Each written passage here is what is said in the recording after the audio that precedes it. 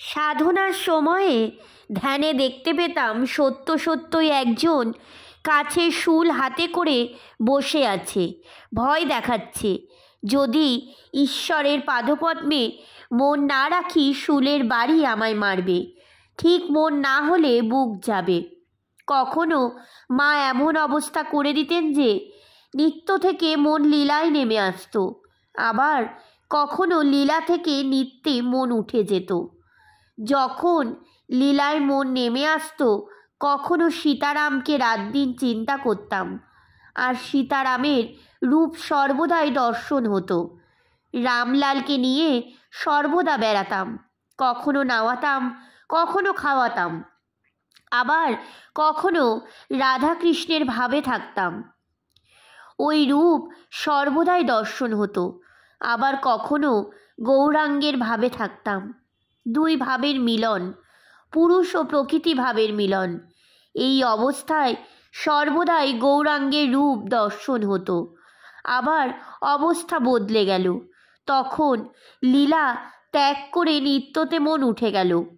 সজনে তুলসী সব এক বোধ হতে লাগলো।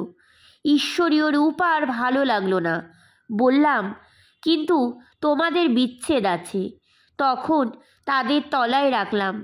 ঘরে যত ঈশ্বরীয় পট বা ছবি ছিল সব খুলে ফেললাম। কেবল সেই অখণ্ড সচ্চিদানন্দ, সেই আদি পুরুষকে চিন্তা করতে লাগলাম। নিজে দাসী ভাবে রইলুম, পুরুষের দাসী। আমি সব রকম সাধন করেছি। সাধনা 3 প্রকার: সাত্ত্বিক, রাজসিক, তামসিক। সাত্ত্বিক সাধনায় তাকে ব্যাকুল হয়ে ডাকে বা তার শুদ্ধ নামটি নিয়ে থাকে, আর কোনো ফলাকাঙ্ক্ষা নাই। রাজসিক সাধনে নানা রকম প্রক্রিয়া, এতবার পুরস্চরণ করতে হবে, এত তীর্থ করতে হবে, পঞ্চতপা করতে হবে, ষোড়শ উপাচারে পূজা করতে হবে ইত্যাদি। তামসিক সাধন, তমগুণ আশ্রয় করে সাধন। জয় কালী, কি তুই দেখা দিবিনি? এই গলায় ছুরি দেব যদি দেখা না দিস। এই সাধনায় শুদ্ধাচার নাই, যেমন তন্ত্রের সাধন। সে অবস্থায় অদ্ভুত সব দর্শন হতো। আত্মার রমণ প্রত্যক্ষ দেখলাম। আমার মতো রূপ একজন আমার শরীরের ভিতরে প্রবেশ করল, আর শটপদ্মের প্রত্যেক পদ্মের সঙ্গে রমণ করতে লাগলো। শটপদ্ম মুদিত হয়েছিল, টকটক করে রমণ করে, আর একটি পদ্ম প্রস্ফুটিত হয় আর ঊর্ধ্বমুখ হয়ে যায়।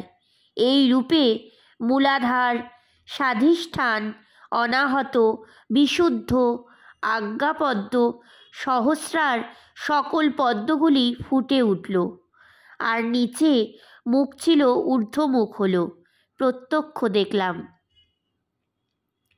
সাধনার সময় আমি ধ্যান করতে করতে আরোপ করতাম প্রদীপের শিখা। যখন হাওয়া নাই, একটুও নড়ে না, তার আরোপ করতাম। গভীর ধ্যানে বাহ্য জ্ঞান শূন্য হয়। একজন ব্যাধ পাখি মারবার জন্য তাক করছে, কাছ দিয়ে বর চলে যাচ্ছে, সঙ্গে বরযাত্রীরা কত রোশনায়, বাজনা, গাড়ি, ঘোড়া কতক্ষণ ধরে কাছ দিয়ে চলে গেল। ব্যাধের কিছু হুঁশ নাই, সে জানতেও পারল না যে সে কাছ দিয়ে বর চলে গেল। একজন একলা একটি পুকুরে মাছ ধরছে, অনেকক্ষণ ধরে ফাতনাটা নড়তে লাগলো, মাঝে মাঝে কাত হতে লাগলো। সে তখন ছিপ হাতে করে টান মারবার উদ্যোগ করছে। এমন সময় একজন পথিক কাছে এসে জিজ্ঞাসা করছে, মহাশয়, অমুক বারুজ্যদের বাড়ি কোথায় বলতে পারেন? কোনো উত্তর নাই। এ ব্যক্তি তখন ছিপ হাতে করে টান মারবার উদ্যোগ করছে। পথিক বারবার উচ্চস্বরে বলতে লাগলো, মহাশয়, অমুক বাটুজ্যদের বাড়ি কোথায় বলতে পারেন? সে ব্যক্তির হুঁশ নাই, তার হাত কাঁপছে, কেবল ফাতনার দিকে দৃষ্টি। তখন পথিক বিরক্ত হয়ে চলে গেল। সে অনেক দূরে চলে গেছে। এমন সময় ফাতনাটা ডুবে গেল, আর এ ব্যক্তি টান মেরে মাছটাকে আড়াই তুললে।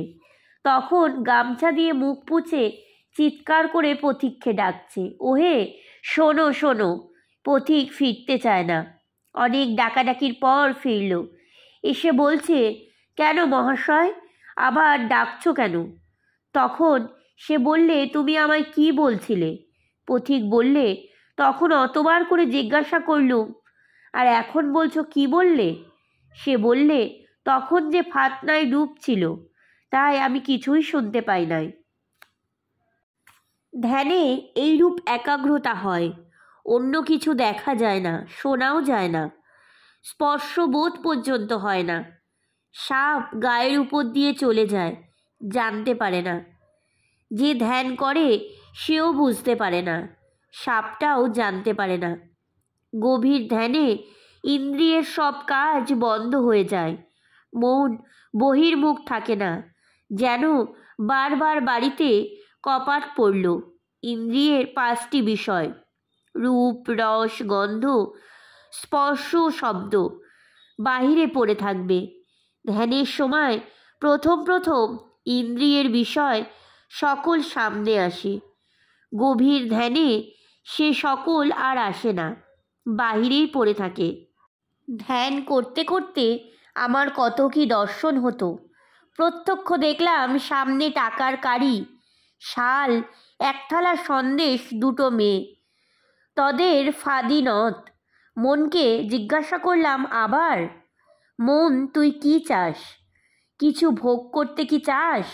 মন বললে, না, কিছুই চাই না, ঈশ্বরের পাদপদ্মে ছাড়া আর কিছুই চাই না। মেয়েদের ভিতর বার সমস্ত দেখতে পেলাম, যেমন কাচের ঘরে সমস্ত জিনিস বার থেকেই দেখা যায়। তাদের ভিতরে দেখলাম নাড়ি, ভুঁড়ি, রক্ত, বিষ্ঠা, কৃমি, কফ, নাল, প্রস্রাব, এইসব। সাধনার সময় ধ্যান করতে করতে আমি আরও কত কি দেখতাম। বেলতলায় ধ্যান করছি, পাপ পুরুষ এসে কত রকম লোভ দেখাতে লাগলো। লড়াইয়ে গোড়ার রূপ ধরে এসেছিল। টাকা, মান, রমণ, সুখ, নানা রকম শক্তি, এইসব দিতে চাইলে। আমি মাকে ডাকতে লাগলাম, বড় গুচ্ছ কথা। মা দেখা দিলেন। তখন আমি বললাম, মা, ওকে কেটে ফেলো। মার সেই রূপ, সেই ভুবনমোহন রূপ মনে পড়ছে, কৃষ্ণময়ীর রূপ, কিন্তু চাউনিতে যেন জগৎটা নড়ছে। ঠাকুর চুপ করিলেন। ঠাকুর আবার কহিতেছেন, আরও কত কি বলতে দেয় না, মুখ যেন কি আটকে দেয়। সজনে তুলসী এক বোধ হতো, ভেদ বুদ্ধি দূর করে দিলেন। বটতলায় ধ্যান করছি, দেখালে একজন দেরে মুসলমান সানকি করে ভাত নিয়ে সামনে এলো।